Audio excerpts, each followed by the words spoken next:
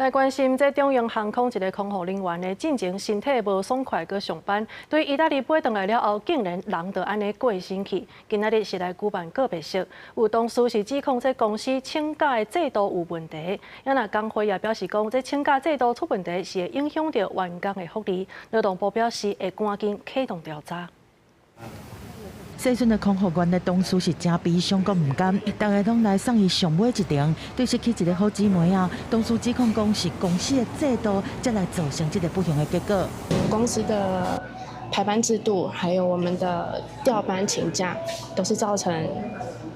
今天最终的这个结果。身体自主管理还有健康都难辞其咎。在中央航空做工课的细顺的空服员，顶个月25执行飞米兰的勤务，所伫飞程的时阵身体无爽快，但是同事指控讲，迄个航班的座舱长疑似无启动机上卫生医疗系统，阁叫伊继续执勤，结果伊当来台湾了后，伫初10过身，家属伫14举行火化。中央除了送火拿，嘛指派主管去现场致意。工会团体是阁一摆指出讲，中央的管理和排班的制度是有真大的缺失。 他的调班跟选班的资格，都会受到他请临时特休或请到这次跟本案相关的病假，都会受到剥夺。那除了这个之外，他们的考绩会被加重惩处。那因为扣分，大家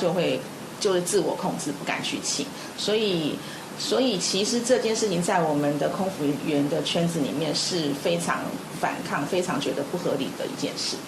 两大工会指出，讲同市政府应该针对其他长班的组员来做访谈，了解客观的情景。另外，对空服员的出发勤的规范，嘛要做通盘的检讨。另外，通市劳检处指出，讲细顺的空服员最近半年工时和请假的记录，目前查出来是拢个符合劳基法的规定，刷落来嘛会厘清敢有请假红拒绝的情形，而且做职业病的调查。劳动部表示，讲嘛会启动调查。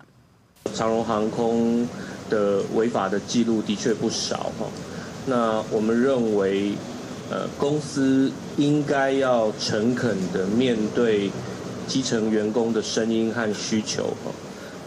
好好的和工会来协商哈。 翁新涵表示讲，针对这个事件，会找相关的组员和利害关系人来访谈和厘清，但是无法度确定报告出来的时间。另外，敢会认定讲是职业灾害的部分，佫需要专业调查和判断。记者综合报道。